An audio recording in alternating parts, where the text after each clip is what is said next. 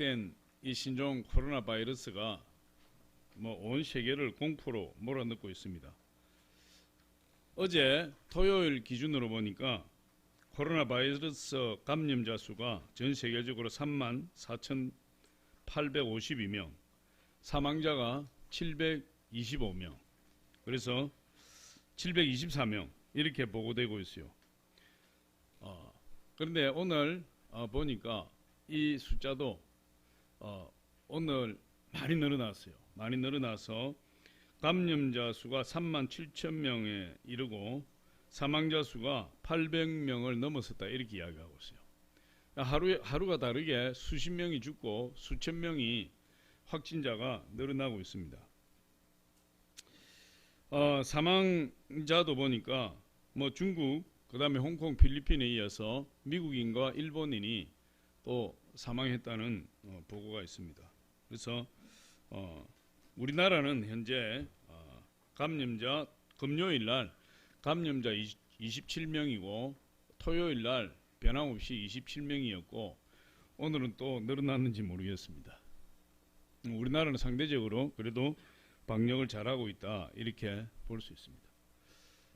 전 세계가 이 방역에 비상이 걸렸고 우리나라도 확진자 한 명이 발견되면 그 확진자의 동선을 찾아서 온 나라가 시끄럽습니다. 며칠 전에 구리에서 확진자 한 명이 발견이 되었는데 그 여파로 인해서 그 사람이 다녔던 모든 곳마다 여파가 미치게 되고 우리 청학리 도서관이 폐쇄가 되고 이런 일들이 일어나고 있고 또 그뿐만 아니라 그런 확진자가 다닌 병원은 심하면 폐쇄까지도 되고 지금 많은 대학들의 졸업식과 입학식이 취소되고 있고 지금 이 코로나 바이러스 때문에 비상이 걸려서 모든 그런 행사들이 다 취소가 되고 또 경제적으로 아주 비상이 걸렸습니다. 극장도 사람들 많은 곳에 사람들이 가지 아니하고 식당에도 가능하면 가지 않고 그래서 서민 경제에도 주름이 깊이 패이고 있는 것을 우리가 볼 수 있어요. 사람들이 이것을 굉장히 두려워합니다. 뿐만 아니라 이 두려움이 사람들에게 미치는 영향력이 점점 강력해지고 있고 그래서 하루빨리 이 신종 코로나 바이러스가 도말돼야 됩니다. 도말돼야 되는데 그것이 전문가들 예상으로는 올 6월, 7월까지 가야 되지 않을까 이렇게 이야기를 하고 있어요. 이게 일상 서민들 생활뿐만 아니라 현대자동차 보니까 중국에서 부품이 넘어오지 못해서 자동차 생산 라인이 중단되었다 이런 신문기사도 읽어보았습니다. 참 이게 조그만 바이러스 하나 때문에 온 세계가 그냥 들썩이고 있는 그런 형국이에요. 그런데 문제는 이제 우리 믿는 크리스찬 중에서도 이 지나치게 두려움에 사로잡혀 있는 사람들이나 그런 교회가 있지 않은가 하는 것이 문제예요.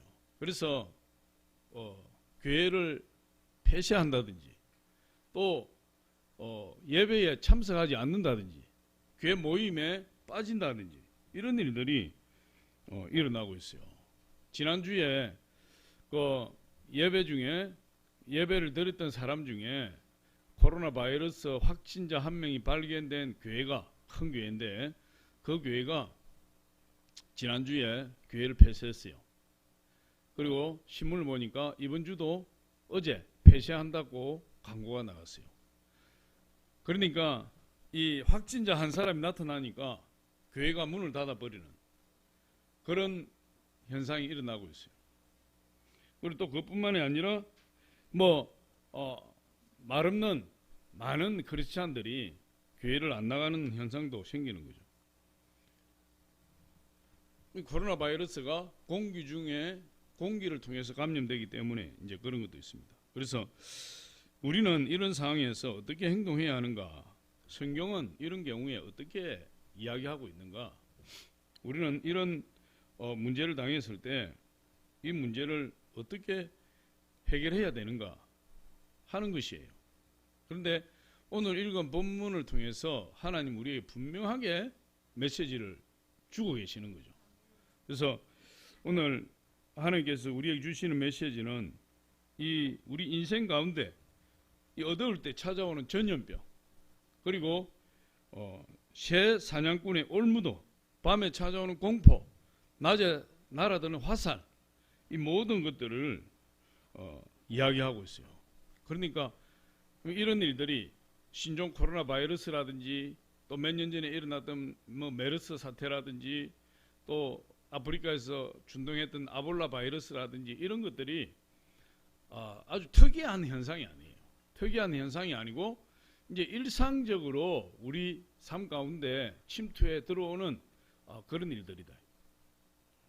그런 것들이 우리에게 막 다가와서 우리 인생을 해오리 바람처럼 우리 인생을 막 뒤집어 놓을 때 우리는 어떻게 그걸 대처해야 되는가 하는 것을 오늘 우리에게 가르쳐 주고 있어요. 그래서 오늘 이 말씀을 통해서 우리가 이 신종 코로나 바이러스라든지 이런 악한 전염병이라든지 우리 인생을 아주 풍랑 가운데 몰아넣는 이런 문제들이 생겼을 때 우리는 어떤 태도를 가져야 되는가. 첫 번째로 보니까 하나님이 우리의 피난처가 되신다는 것을 말씀하고 있어요. 하나님이 우리의 피난처가 되십니다. 할렐루야. 유다의 여호사밧 왕이 아주 선한 왕인데 하나님 잘 섬겼던 왕이었죠. 유다 여호사밧 왕 때에 모압과 암몬과 마온 연합군 3개 연합군이 연합을 해서 유다를 침공했어요. 그때 여호사밧 왕이 나라가 위기 가운데 빠졌을 때에 하나님 전에 들어가서 하나님 앞에 기도해요. 문제가 생겼습니다. 지금 3개 연합군이 큰 군대를 이끌고 침공했어요. 그러면 유다도 그때 당시에 군대가 없었던 것은 아니에요. 유다도 강력한 군대를 가지고 있습니다.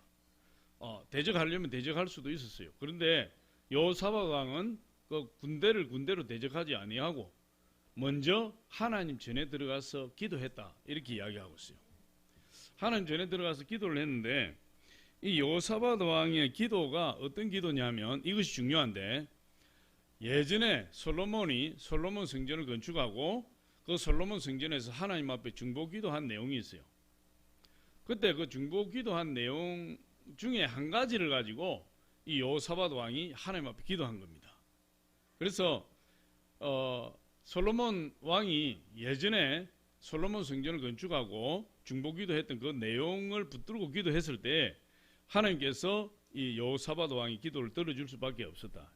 왜 그러냐 하면 솔로몬 왕이 그 중보 기도를 했을 때 이러한 일이 있을 때에 기도하면 하나님께 다 들어주십시오 했을 때에 하나님께서 하늘에서 불을 내려서 재물을 사르시고 내가 응답해 주겠다 하고 확답을 해 주셨기 때문에 그 솔로몬 왕이 드렸던 기도를 붙들고 그 기도를 근거로 해서 하나님 앞에 기도하는 사람은 그 기도에 대한 응답을 받을 수밖에 없게 되어 있어요.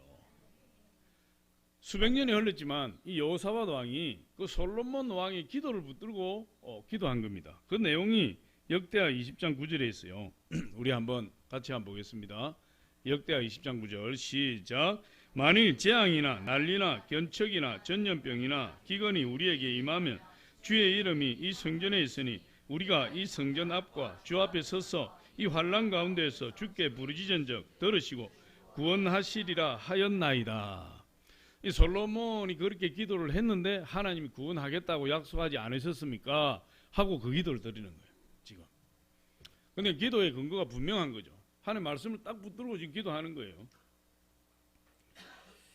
근데 여기서 뭐라고 이야기하냐면 재앙이나 난리나 전염병이나 기근이 우리에게 임하면 이랬어요. 그럼 지금 신종 코로나 바이러스는 전염병이에요. 사람이 사람을 통해서 전염되니까 전염병이 제일 무서운 거죠. 확산되니까. 그런데 이런 재앙, 난리, 전염병, 기근 이런 단어가 성경에 약 200번 이상이 나온다 그래요. 그러니까 그렇게 수없이 많은 횟수가 등장한다는 것은 특별한 것이 아니라는 거예요. 일상적이라는 거예요. 그것이 일반적이라는 거죠. 뭐 일상적인 아닐지라도 뭐 특별한 것이 아니라 일반적이다, 이렇게 볼 수 있는 겁니다. 근데 이제 이런 재앙들이 수없이 우리에게 다가올 수 있다는 거죠. 우리 인생 가운데서도 올 수 있다는 거죠. 뭐 특정한 개인 가운데서도 이런 문제를 당할 수 있다는 것이에요. 그런데 이런 재앙이 다가올 때 어떻게 대처해야 되는가 하는 거죠. 오늘 성경이 뭐라고 이야기합니까? 이런 재앙이나 전염병이나 기근이 우리에게 임했을 때 역대하 20장 9절에 보니까 주의 이름이 이 성전에 있으니, 하나님의 이름이 이 성전에 있으니 그 재앙을 당하고 인생의 환난을 당한 자가 이 성전 앞과 주님 앞에 서서 이렇게 이야기하고 있어요. 다시 말해서 그런 문제를 당하고 환난을 당한 자가 이제 하나님의 이름을 두신 성전에 나가서 그 앞에 서고 그 앞에서 기도하면 하나님께서 그 문제를 해결해 주시겠다, 이렇게 이야기하는 거예요. 할렐루야. 그러니까 문제를 당할 때 어떻게 해야 된다는 거죠? 전염병이나 재앙이나 기근을 당할 때 어떻게 해야 된다는 거죠? 성전으로 나가라. 성전으로. 할렐루야. 하나님이 계신 성전에 나가서 회개하고 기도하면 하나님께서 그 문제를 해결해 주시겠다, 주님께서 도와주시겠다, 여러분 그렇게 이야기하고 있는 것입니다.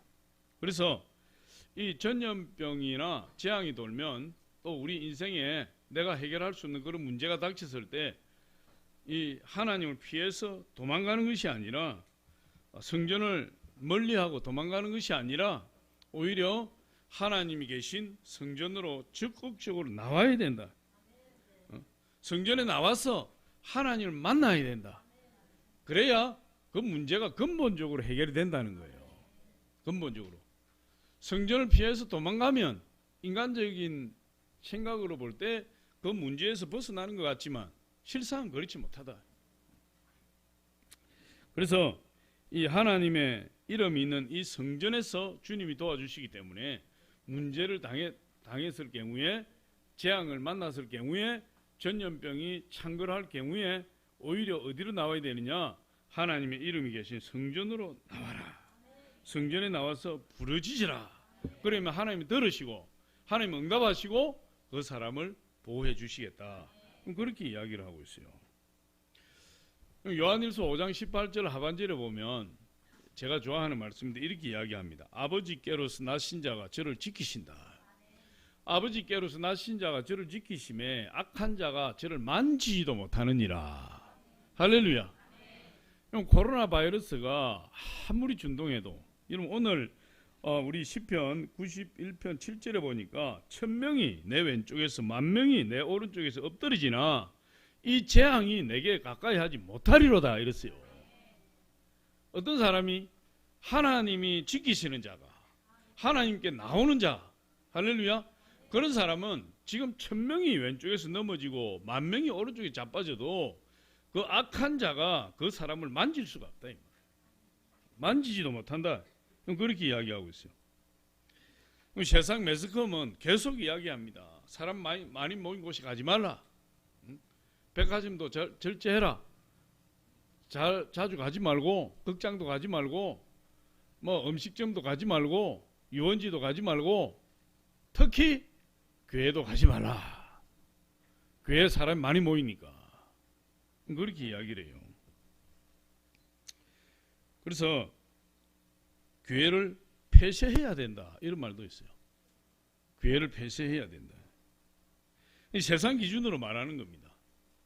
그래서 저번 주에 교회를 폐쇄했던 교회가 뭐 그 교회를 욕하는 것은 아닙니다. 이해는 해요.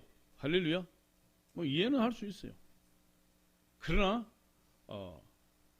세상에서는 칭찬해요. 좋은 선택이고 좋은 결단이고 깨어있는 교회다고 칭찬을 하고 있습니다. 그런데 우리는 세상의 칭찬을 받는 것이 중요한 것이 아니라 우리 하나님이 우리를 어떻게 보시느냐. 할렐루야. 하나님 말씀이 어떻게 말씀하고 있느냐. 그것이 우리 최고의 관심사예요. 아무리 세상이 지탄을 받아도 우리는 하나님이 원하시면 그 일을 해야 되는 것이고, 아무리 세상에서 칭찬을 해도 하나님 원하지 아니하시면 우리 그 일을 할 수가 없는 거예요. 왜 그러냐 하면 예수 그리스도가 교회 주인이 되시기 때문에 그렇습니다.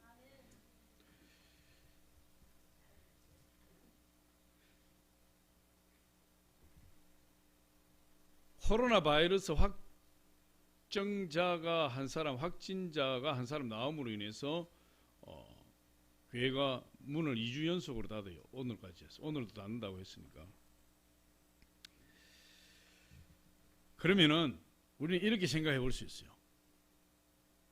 꼭 신종 코로나 바이러스가 아니더라도 교회 위기가 닥치면 문을 닫아야 되는가? 그렇게 생각해 볼 수 있지 않아요? 그럼 이제 신종 코로나 바이러스 때문에 이제 성도들을 보호하기 위해서 또 사회적인 여론 때문에 이제 교회가 문을 닫았어요. 그럼 앞으로 그보다 더한 일들이 생기면 당연히 문을 닫게 돼요. 또 그보다 더한 일이 생기면 또 문을 닫아야 되겠죠. 그런데 앞으로 발생하는 이런 전염병이나 종말이 가까울수록 나타나는 어떤 이 돌림병이나 흑사병이나 전염병들은 가면 갈수록 더 끔찍하고 흉악하고 강력한 것이지 약한 것은 없어요. 약한 것은 출현하지 않아요. 더 강력한 놈이 출현하게 되고 더 끔찍한 놈이 나타나서 괴롭힐 뿐이지 약한 놈이 나타나는 것은 있을 수 없는 거예요. 그러니까 앞으로 교회가 문을 한번 닫기 시작하면 사회에서 엄청난 요구가 물밀듯이 밀려올 수 있어요. 그걸 어떻게 감당할 수 있겠냐 이 말이죠. 그래서 처음이 굉장히 중요한 것입니다. 교회가 문을 닫는다. 이 말은 다른 말을 하면은 예배를 포기한다는 거예요. 예배를. 물론 인터넷으로 예배 드린다고 하지만 우리 성경에도 우리 예수님이 말씀하시기를 모이기를 패하지 말라 이랬어요.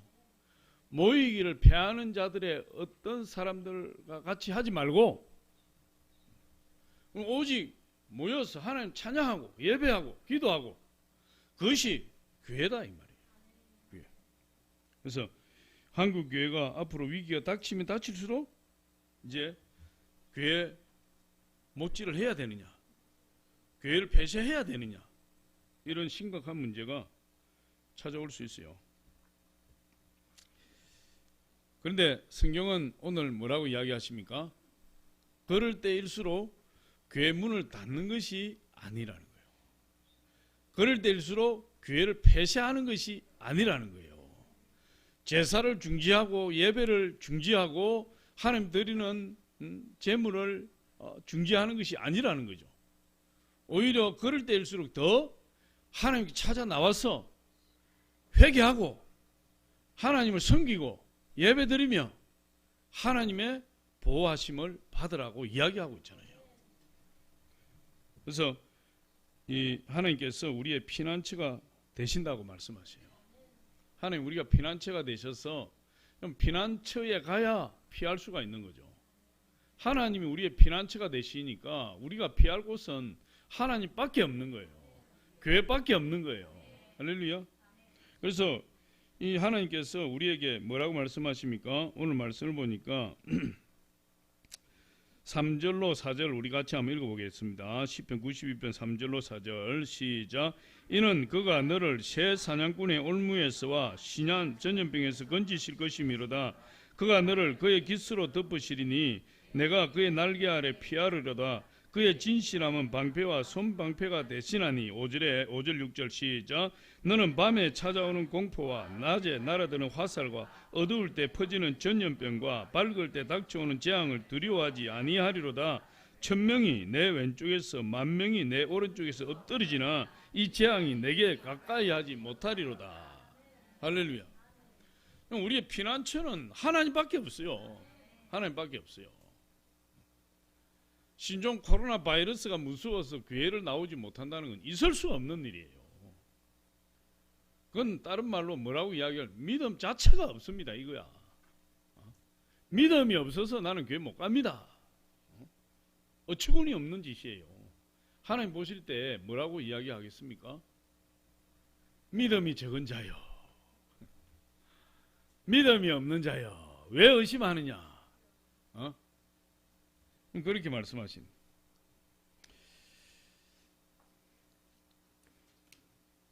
오늘 1절 2절에 보니까 지존자의 은밀한 곳에 거주하며 전능자의 그늘 안에 사는 자여 나는 여호와를 향하여 말하기를 그는 나의 피난처시요 나의 요새여 내가 의뢰하는 하나님이라 하리니.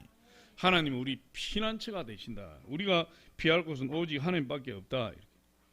우리가 인생을 살다 보면 광풍이 몰아닥치고 회오리 바람이 몰아닥치요. 인생에 어떤 사람에게는 건강의 회오리 바람이 몰아닥치고 어떤 사람이 경제적인 회오리 바람이 몰아닥치고 어떤 사람은 인생을 송두리째 날려버릴 것 같은 큰 회오리 바람이 일어나서 그 사람을 정신 차리지 못하게 하는 경우가 있어요.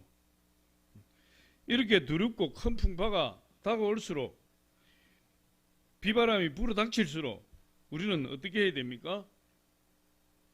오직 피할 수 있는 곳은 우리 주 예수 그리스도 하나님 아버지밖에 없다는 거예요. 그걸로 들어가야만이 안전하게 거할 수 있고 비바람을 피할 수 있고 풍랑을 막을 수가 있다고 이야기하고 있어요. 하나님 아버지께서 우리의 피난처가 되어 주신다 이렇게 말씀하고 있어요. 그래서 우리가 하나님을 알고 하나님을 올바르게 믿으면 아무리 큰 풍랑이 다가와도 우리가 그것을 두려워하지 아니하고 하나님은 우리의 피난처로 삼아서 승리할 수 있게 되는 거예요. 오늘 보니까 밤에 찾아오는 공포, 어두울 때 퍼지는 전염병, 말만 들어도 여러분 오싹한 거야. 이게 밤에 여러분 어두울 때 전염병이 싹 돈다 이 말이에요. 밤에 두려운 공포가 확 몰아치면은 공포심에 사로잡히면 사람이 한 자리에 가만히 있을 수가 없어요. 이불 속에 들어가도 무섭고 밖에 나와도 무섭고 방에 있어도 무섭고 불을 켜도 무섭고 불을 꺼도 무섭고 산속에 있어도 무섭고 사람이 있는 곳에 가도 무섭고 견딜 재간이 없어요. 사탄이 그런 공포를 심어준다는 거예요. 어두울 때 전염병을 퍼뜨린다는 거예요. 그런데 그런 가운데서 또 밝을 때 닥쳐오는 재앙, 화산, 새를 잡기 위해서 사냥꾼이 놓은 올무, 그런 것을 다 피할 수 있는 길은 오직 우리 예수 그리스도 하나님 한 분밖에 없다. 우리 하나님 피난처시에요. 할렐루야. 문제가 있으면 교회로 나오세요. 교회를 떠나는 사람이 있어요. 문제가 생기면 자꾸만 교회를 떠나고 세상 방법을 찾아서 세상 사람들을 찾아가는 사람들이 있어요. 그런데 인생이 자꾸만 꼬일 수 있어요. 우리 주님이 피난처가 되십니다. 두 번째로 보니까 지존자의 은밀한 곳이 우리의 피할 곳이다. 지존자의 은밀한 곳. 오늘 1절에 이야기하죠. 지존자의 은밀한 곳에 거주하며 전능자의 그늘 아래 사는 자요. 이렇게 말하고 있어요. 은밀한 곳에 거하는 자가 하나님 지존자의 은밀한 곳에 거하는 자. 그 사람이 전능자의 그늘 아래 있는 자예요. 그늘이라는 것은 보호를 이야기해요. 보호한다. 우리가 어떤 사람이 그늘 아래 있다. 그 보호한다는 거예요. 우리가 미국에 핵 우산 아래 있다. 핵 그늘 아래 있다. 이런 뜻이에요. 핵으로 보호함을 받는다. 은밀한 곳, 하나님의 은밀한 곳이 어디냐? 전능하신 하나님의 은밀한 곳을 발견해서 그 하나님의 은밀한 곳에 찾아 들어가는 사람은 복이 있는 거예요. 모든 재앙으로부터 피하는 겁니다. 이길 수 있는 겁니다. 그래서 그 은밀한 곳, 은밀한 초소를 우리가 알아야 돼요. 그런데 성경은 그 은밀한 곳이 어딘지를 우리에게 가르쳐주고 있어요. 우리 골로새서 1장 26절로 27절 한번 읽어봅니다. 시작. 이 비밀은 만세와 만대로부터 감추어졌던 것인데 이제는 그의 성도들에게 나타났고 하나님이 그들로 하여금 이 비밀의 영광이 이방인 가운데 얼마나 풍성한지를 알게 하려 하심이라. 이 비밀은 너희 안에 계신 그리스도시니 곧 영광의 소망이니라. 지존자 하나님의 은밀한 곳, 그것은 바로 예수 그리스도다. 할렐루야. 예수 그리스도가 비밀이에요. 예수 그리스도가 비밀이에요.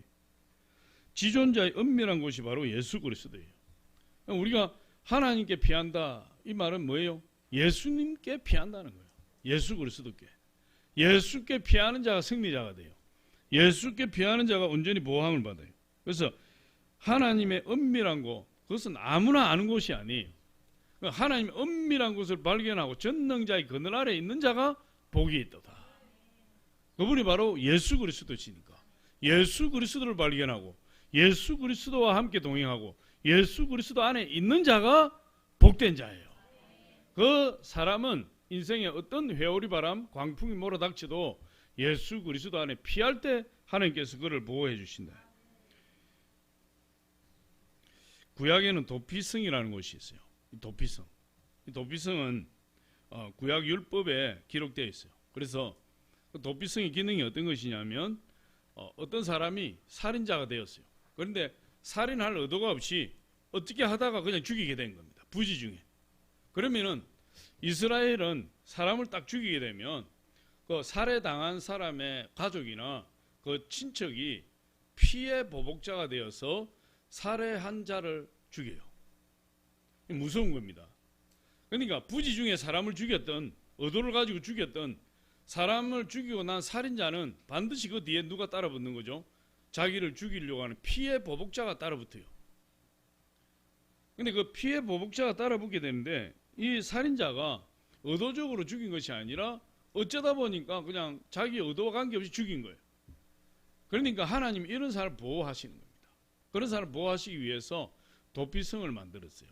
그래서 요단 동쪽에 3개, 요단 서쪽에 3개, 6개, 총 6개를 만들어 놓고 간격을 일정하게 만들었어요. 어디에서 부지 중에 살인을 했든지 도피성으로 도피하는데 전혀 지장이 없게끔 만들었어요. 그래서 도피성으로 가는 길은 아주 길을 잘 닦아놓고 사방팔방에서 도피성으로 갈 수 있는 길을 열어놨어요. 그래서 누구든지 부지 중에 살인했으면 빨리 서둘러서 도피성으로 들어갈 수 있습니다.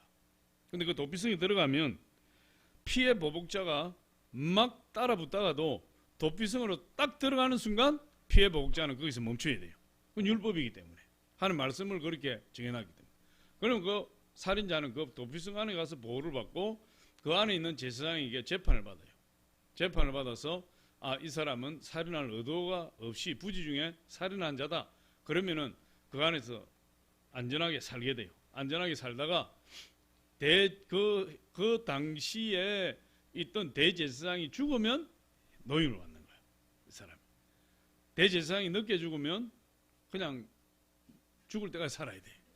그래서 그 사람들은 이 도피성에 피한 이 부지 중에 살인한 살인자들은 최고의 소원이 뭐냐?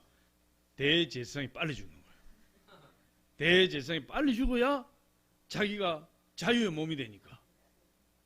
여러분 거기에도 큰 뜻이 있는 거예요. 할렐루야. 대제사장 대신 우리 예수 그리스도가 빨리 죽어야 온 인류가 구원받아요. 그래서 대제사장이 대신 우리 예수님이 2000년 전에 십자가에 못 박혀 죽으셨기 때문에 저와 여러분이 그 예수 그리스도 십자가로 말미암아 우리가 자유의 몸이 된 것입니다. 그런 의미가 있어요. 어쨌든 이 하루면은 갈 수 있는 도피성 6개를 딱 만들어 놓고 그쪽에 피하도록 한 것이에요.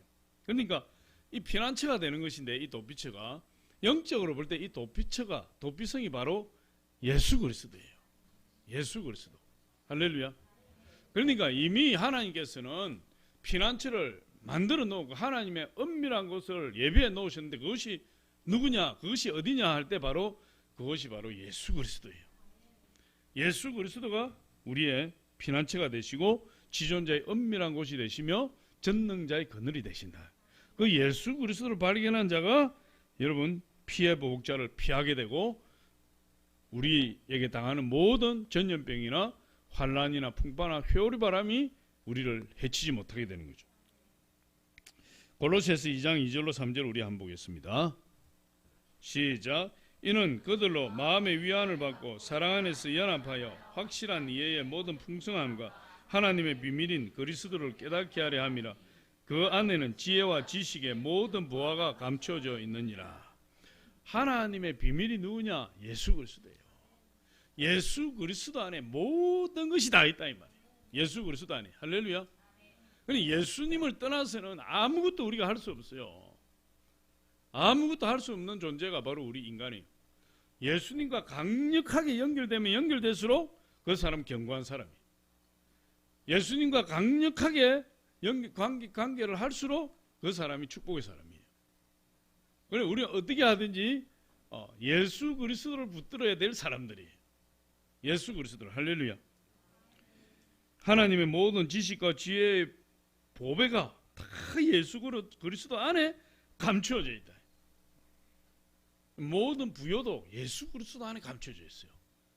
모든 소원과 비전이 다 예수 그리스도를 통해서 성취되는 거예요. 예수 그리스도를 떠나면 아무것도 이룰 수가 없어요. 아무것도 할 수가 없어요. 그래서 하나님의 은밀한 처소가 우리 예수 그리스도 안에 감춰져 있다, 이렇게 말씀하고 있어요. 하나님께서는 예수 그리스도를 통해서 우리의 죄 문제를 다 해결해 주셨다. 할렐루야. 그럼 예수 그리스도로 말미암아 우리의 모든 죄를 다 청산해 주셨어요. 그래서 예수 그리스도가 십자가에서 죽으신 첫 번째 목적이 뭐냐? 우리 죄 문제를 해결하는 것이에요. 그럼 우리가 왜 지옥 갑니까? 우리가 왜 천국 가지 못하고 지옥을 가야 됩니까? 그건 우리가 죄인이기 때문에 그래요. 죄인이기 때문에. 이 죄 문제를 해결하지 않고는 천국 갈 사람이 한 사람도 없고 모두 다 지옥 갈 수밖에 없어요. 그런데 예수님께서 십자가에서 가장 먼저 이루신 것이 바로 저와 여러분의 죄 문제를 해결해 버리셨다. 그래서 우리가 하나님 자녀가 된 거죠. 예수님이 십자가에서 보배로운 피를 흘리심으로 말미암아 용서와 구원과 의의 처소를 우리를 위해서 마련해 두시고, 우리가 그 예수 그리스도를 의지하고 예수님께 나가면 남녀노유 빈부귀천할 것 없이 누구나 예수 그리스도 보혈로 말미암아 예수 그리스도의 축복 안에 거하고 하나님 의의 품 안에 거함으로 하나님이 구원받는 백성, 하나님 축복의 백성, 하나님 보호받는 백성이 되어버려요.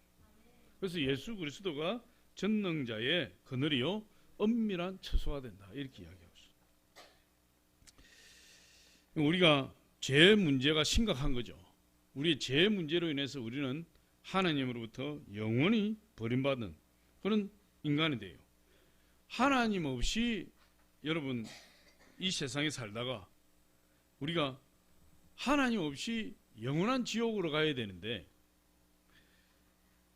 이러한 저와 여러분을 하나님께서 예수 그리스도를 통해서 십자가를 통해서 예수 그리스도 십자가를 통해서 하나님과 우리 사이에 막힌 담을 헐어버리시고 하나님께서 우리와 화목케 하시고 우리를 아바 아버지라 부를 수 있는 친자식으로 삼아주셨다. 그 공로가 전부 어디에서 오는 거죠? 예수 그리스도를 통해서 왔다. 그래서 우리가 하나님을 아바 아버지라 부를 수 있는 친자식과 같은 그런 존재가 되어버린 거예요. 영접하는 자, 누구든지 예수 그리스도 영접하는 자는 하나님 자녀가 되는 권세를 주셨다, 이렇게 말씀하고 있어요.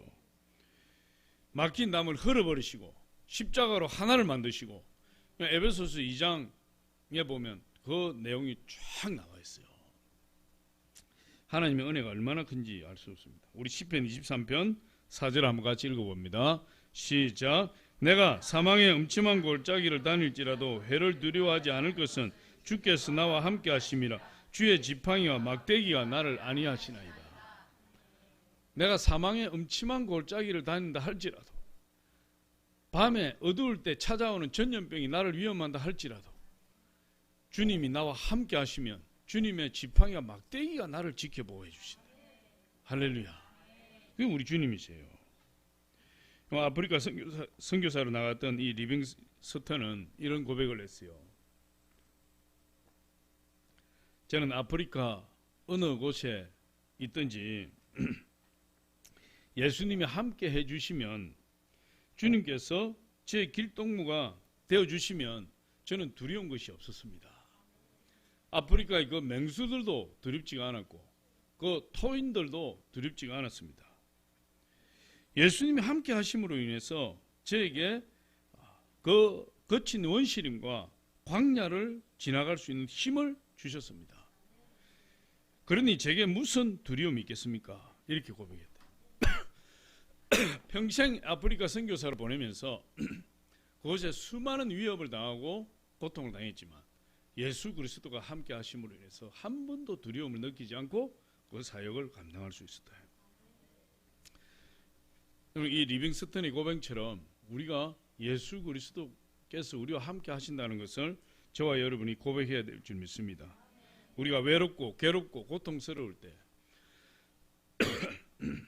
주님이 나와 함께 하신다는 사실을 우리가 깨달으면 그 외로움이 떠나가 버리고 두려움이 떠나가 버리고 우리 주님 주시는 놀라운 축복이 우리 가운데 있게 될 줄 믿습니다. 그래서 지존자의 은밀한 곳이 바로 우리 예수 그리스도예요.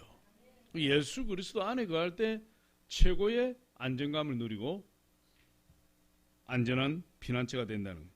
세 번째로 보니까 우리 하나님께서 이렇게 말씀하십니다. 나를 사랑한 적 내가 그를 건지리라. 오늘 14절에 보면 우리 안 읽었지만 시편 91편 14절에 우리 14절 15절 같이 한번 읽어봅니다. 시작. 하나님이 이르시되 그가 나를 사랑한 적 내가 그를 건지리라. 그가 내 이름을 안 적 내가 그를 높이리라. 그가 내게 간구하리니 내가 그에게 응답하리라. 그들이 환난 당할 때에 내가 그와 함께하여 그를 건지고 영화롭게 하리로다. 그렇게 이야기하고 있어요. 우리가 어떠한 재앙이나 어떤 전염병이나 어떤 위험에 있을지라도 하나님을 사랑할 때 하나님께서 그 사람을 건지신다는 거예요. 그리고 건지실 뿐만 아니라 그 사람에게 복을 주시고 복을 주실 뿐만 아니라 그 사람을 영화롭게 해주겠다 이렇게 말씀하고 있어요. 다니엘의 세 친구가 사드락과 메삭과 아벳느고인데 이 다니엘의 세 친구는 어느 날 느부갓네살 왕이 바벨론의 느부갓네살 왕이 금신상을 만들어 놓고 모든 이 바벨론 백성들이 절을 하게 했어요.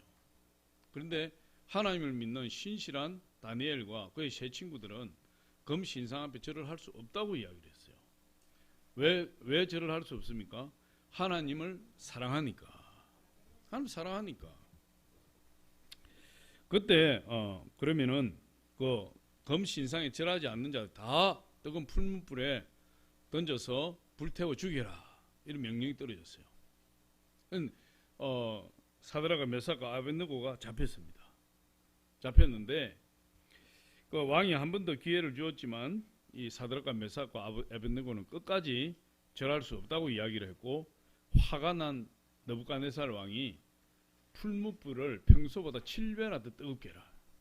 그래서 이 사드락과 메삭과 아벳느고를 집어서 풀무불 속에 던져 넣으려고 했던 그 바벨론 군사들이 불에 타 죽었어요. 너무 뜨거워가지고. 성경에 보면 이제 그렇게 기록하고 있습니다. 이 사드락과 메삭과 아벳느고가 평소보다 7배나 뜨거운 풀무불 속에 던져졌는데 그곳에서 춤을 추고 있는 겁니다. 불 속에서. 분명히 세 사람이 던져졌는데 네 사람이 손을 잡고 강강수월래를 하고 있어요. 불 속에서 막 강강수월래 막 돌아다닙니다.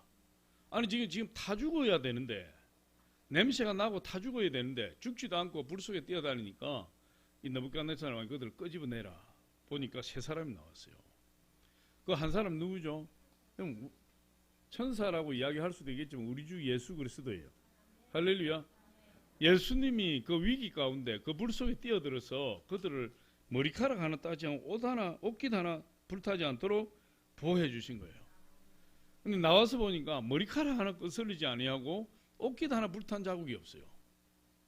그런데 그들이 그 금신상에 절하라고 했을 때 그들이 엄청난 믿음의 고백을 한 것입니다. 하나님을 얼마나 사랑했든지 그 사랑의 고백을 한 거예요. 그 사랑의 고백이 다니엘 3장 16절로 18절에 있어요. 우리 같이 한번 읽어보겠습니다. 시작. 사드락과 메삭과 아벳느고가 왕에게 대답하여 이르되 느부갓네살이여 우리가 이 일에 대하여 왕에게 대답할 필요가 없나이다. 왕이여 우리가 섬기는 하나님이 계시다면 우리를 맹렬히 타는 풀무불 가운데서 능히 건져내시겠고 왕의 손에서도 건져내시리이다. 그렇게 하지 아니하실지라도 왕이여 우리가 왕의 신들을 섬기지도 아니하고 왕이 세우신 금신상에 절하지도 아니할 줄을 아옵소서. 그러니까 이 다니엘의 세 친구는 하나님 너무나 사랑하는 거예요. 하나님 너무나 사랑하니까 우리가 절하고 섬길 분은 하나님 한 분밖에 없다는 거예요. 다른 신상에 절할 수 없다. 사랑에 완전히 빠져본 사람은 이해를 할 수 있을 것 같아요. 사랑에 완전히 빠지면은요, 내가 사랑하는 사람을 위해서 내 목숨을 바치고 싶어. 막. 내가 정말 사랑하는 사람이 있으면 그 사람을 위해서 엄청나게 창피하고 부끄러운 일도 부끄럽지 않아요. 내가 진짜 사랑하는 사람이 있으면 그 사랑하는 사람을 위해서 내 모든 재산을 다 그 사람에게 쏟아부어 버려도 아깝지 않은 거예요. 그럼 제 이야기가, 제 말이 이해가 됩니까? 아멘이라고 대답 못 하시는 분은 사랑을 안 해본 분이야. 할렐루야. 진짜 사랑에 빠져보면 아무것도 아니에요. 내 목숨을 그 사람을 위해서 들여버릴 수 있어. 내 모든 재산을 그 사람이 다 버릴 수 있어. 세상의 모든 창피함과 부끄러움을 그 사람을 위해 다 뒤집어 쓸 수 있어요. 사랑하니까 그렇게 되더라고. 할렐루야. 이 사드락과 메삭과 아벳느고는 하나님을 사랑하니까, 그 하나님을 사랑하는 그 사랑이 너무나 깊으니까 자기들의 몸을 불 속에 집어 던져서라도 그 사랑을 증명하고 싶어요. 왜? 사랑하는 자가 알아주니까. 할렐루야.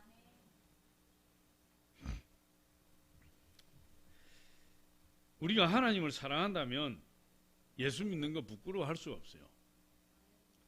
우리가 하나님을 사랑한다면 교회 다니는 건 창피해할 수가 없어요. 내가 예수 믿는 사람이라면 하나님을 사랑하고 예수 그리스도를 사랑한다는 것을 어디에서든 당당하게 이야기할 수 있어요. 사랑이 약하기 때문에 내가 예수 그리스도를 사랑하고 하나님 사랑한다는 사실을 숨기고 싶은 거예요. 그 사랑이 아니기 때문에. 성경에도 이렇게 이야기합니다. 사람 앞에서 나를 시인하면 하나님 앞에서, 하늘에 계신 아버지 앞에서 그를 시인할 것이요, 사람 앞에서 나를 부인하면 하늘에 계신 아버지 앞에서 내가 그를 부인하리라. 그렇게 말씀하고 있어요. 우리 마태복음 10장 32절 33절 한번 봅니다. 시작. 누구든지 사람 앞에서 나를 시인하면 나도 하늘에 계신 내 아버지 앞에서 그를 시인할 것이요, 누구든지 사람 앞에서 나를 부인하면 나도 하늘에 계신 내 아버지 앞에서 그를 부인하리라. 우리 하나님의 사랑은 미친 사랑이라 그랬잖아요. 하나님이 우리를 사랑하시니까, 우리 죄인 된 우리를 하나님 사랑하셔서 사랑하는 자들이 지옥 가는 걸 두고 볼 수가 없는 거예요. 사랑하는 자녀들이 마귀의 밥이 돼서 고통당하는 걸 볼 수가 없는 거예요. 그래서 하나님께서 누구를 대신 죽게 하셨습니까? 하나님 독생자 예수 그리스도예요. 그런데 예수님이 하나님 독생자지만은 하나님 자신이에요. 예수 그리스도는 하나님 본체가 되신다 그랬어요. 하나님께서 사랑하는 저와 여러분을 위해서 사랑하는 하나님 자신을 십자가에 죽도록 내버렸었다. 그게 하나님 사랑이에요. 그런데 우리가 하나님한테 이쁨 보였을 때 아니요. 우리가 죄인 되었을 때, 우리가 하나님께 원수가 되었을 때, 그때 하나님이 우리를 사랑하사 하나님의 사랑을 십자가에서 확정해 주셨다. 그게 예수님 사랑이에요. 그게 하나님 미친 사랑이에요. 우리는 그런 사랑을 입은 자들이에요. 미친 사랑을 한 사람들, 우리는 하지 못했지만 우리를 사랑한 자가 미친 사랑으로 우리를 사랑했다. 그 사랑이 하나님 사랑이에요. 할렐루야.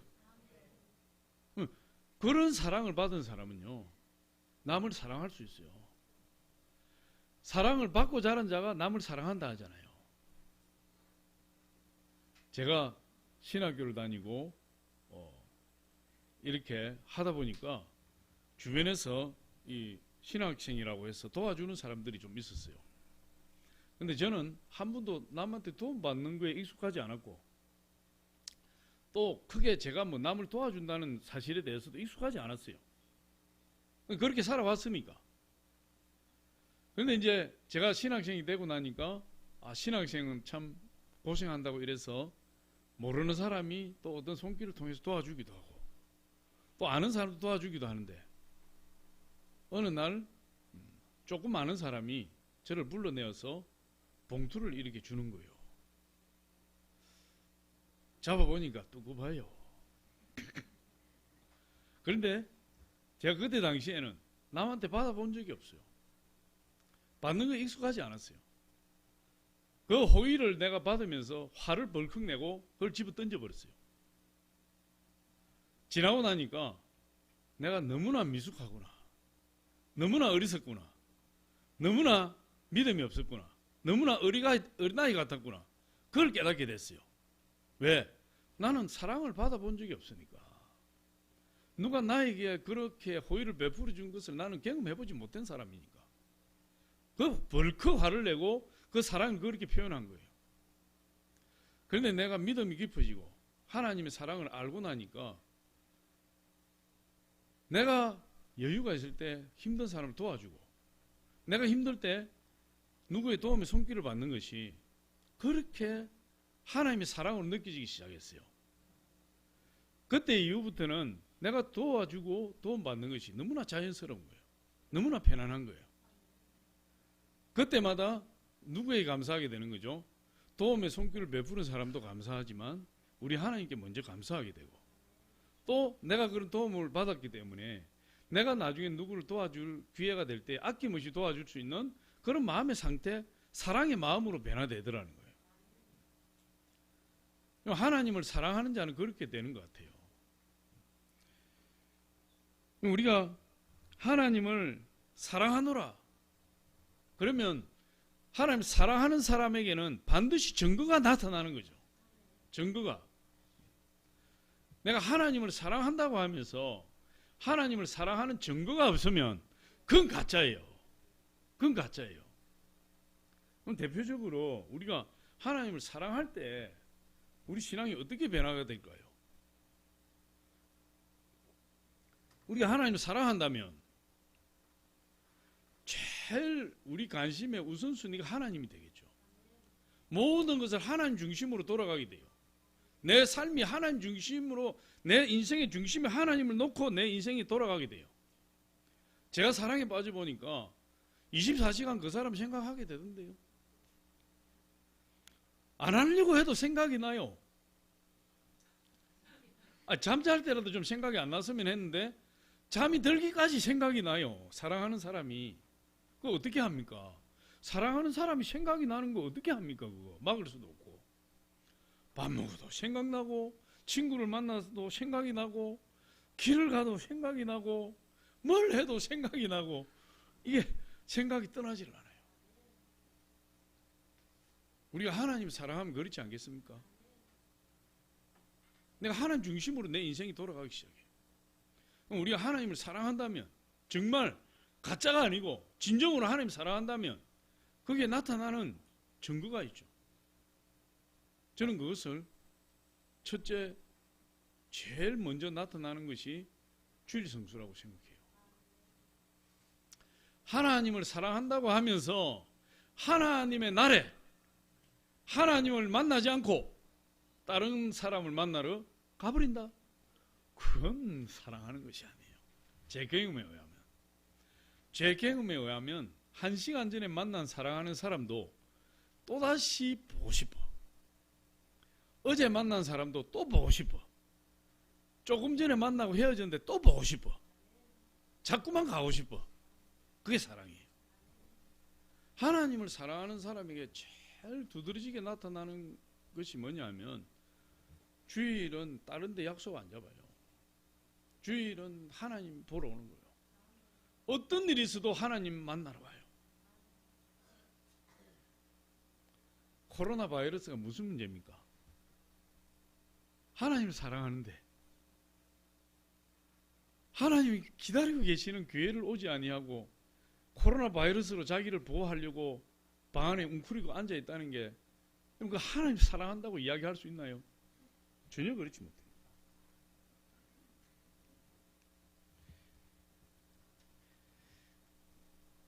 하나님께서는 하나님을 사랑하는 자들을 귀하게 여기십니다.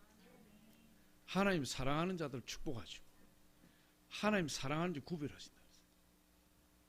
출애굽기 20장 6절에 보니까 나를 사랑하고 내 계명을 지키는 자에게는 천대까지 은혜를 베푼다.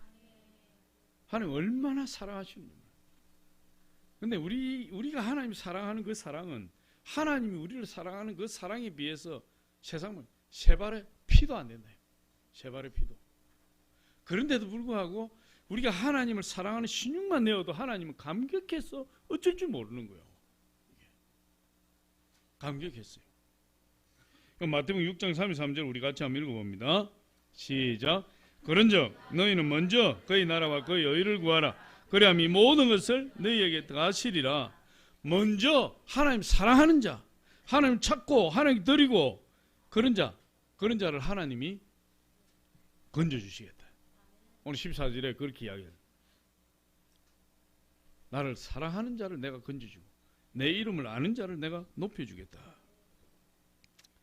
하나님께서 아무리 우리 인생에 무서운 전염병이 닥친다 할지라도, 무서운 풍랑이 몰아친다 할지라도, 회오리 바람이 우리 인생을 송두리째 뽑아 제낀다 할지라도 우리가 하나님을 사랑하면 그 문제는 문제가 아니에요.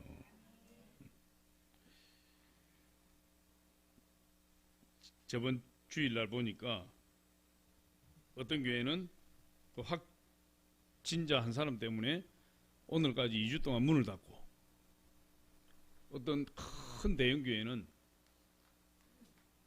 교인의 30%가 결석했어요. 그 교회는 원체 유명한 교회인데 그 예배 실황을 TV로 중계하는 거예요. 교회예요. 30%가 비었으니까, 평소 같지 않으니까 예배 들어가기 전에 저 2층에 있는 사람 다 불려 내려가지고 앞자리에 앉혀놓고 촬영했다는 그런 이야기였어요. 구약에 보니까 성전에서 제사를 드리지 않고 예배 드리지 않는 때는 성전이 무너졌거나 나라가 망했을 때예요. 그거 빼고 제사를 드리지 않거나 예배를 드리지 않는 경우는 없다. 어떤 경우에도. 할렐루야. 천재지변이 온다 할지라도 하나님 앞에 예배 드리는 건 너무나 당연한 거예요. 너무나 당연한 것입니다. 성전이나 교회는 문을 닫는 장소가 아니에요. 제사와 예배를 포기하는 곳이 아니에요. 말세의 재앙이 전 세계 도처에 횡행할 것이라 이렇게 예언하고 있어요. 예수님께서. 그때마다 교회 문을 닫고 교회 못지를 할 것입니까? 마태복음 26장 4절로 6절을 우리 같이 한번 읽어봅니다. 시작. 난리와 난리 소문을 듣겠으나 너희는 삼가 두려워하지 말라. 이런 일이 있어야 하되 아직 끝은 아니니라. 민족이 나라를 대적하여 일어나겠고 곳곳에 기근과 지진이 있으리니 이 모든 것은 재난의 시작이니라. 기근과 지진뿐만 아니라 온갖 전염병과 온갖 병들이 창궐하는 것이 마지막 때에 나타나는 현상이에요. 그럴 때마다 우리는 더 믿음의 견고에 있어서 하나님을 피난처로 삼고 하나님의 은밀한 곳에 거하는 저와 여러분 되어야 될 줄 믿습니다. 그런데 그럴 때 하나님께서는 하나님께 나와서 기도해라 이렇게 말씀하세요. 우리 역대하 7장 13절로 15절 한번 읽어보겠습니다. 시작. 혹 내가 비를 내리지 아니하거나 혹 메뚜기들에게 토산을 먹게 하거나 혹 전염병이 내 백성 가운데 유행하게 할 때에 내 이름으로 일컫는 내 백성이 그들의 악한 길에서 떠나 스스로 낮추고 기도하여 내 얼굴을 찾으면 내가 하늘에서 듣고 그들의 죄를 사하고 그들의 땅을 고칠지라. 이제 이곳에서 하는 기도에 내가 눈을 들고 귀를 기울이리니. 성전에 나와서 하나님께 기도하면 하나님이 그 기도를 들으시고 하나님이 그 기도에 응답해 주시겠다 이렇게 말씀하고 있어요. 재난 중에 전염병 가운데 아무리 난리가 나서 나라가 들썩거리고 시끄러워도 하나님 앞에 돌아오는 유일한 통로가 교회라는 사실을 우리는 알아야 돼요. 내가 곧 길이요 진리니 나로 말미암지 않고는 아버지께로 올 자가 아무도 없느니라.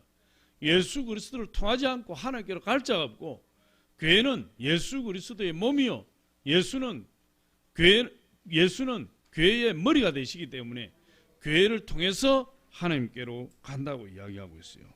그 사실을 우리가 기억하고 우리가 이런 어수선할 때일수록 더욱더 하나님 앞에 나와서 기도하는 저와 여러분 되어야 될 줄 믿습니다. 왜냐? 교회는 예수님이 피로 값주고 사신 교회다. 우리 성경 하나 읽고 마치겠습니다. 사도행전 20장 28절 시작. 여러분은 자기를 위하여 또는 온 양떼를 위하여 삼가라. 성령이 그들 가운데 여러분을 감독자로 삼고 하나님이 자기 피로 사신 교회를 보살피게 하셨느니라. 교회는 예수님 피로 값주고 사신 교회예요. 하나님이 우리의 피난처가 되시고 견고한 요새가 되시고 우리가 의뢰할 하나님이 되신다. 천인이 내 왼쪽에서 만인이 내 우편에서 엎드러질지라도 이 재앙이 내게 가까이 하지 못하리로다. 우리 하나님만 의뢰하는, 우리 하나님만이 우리의 견고한 요새가 되는 줄 믿습니다.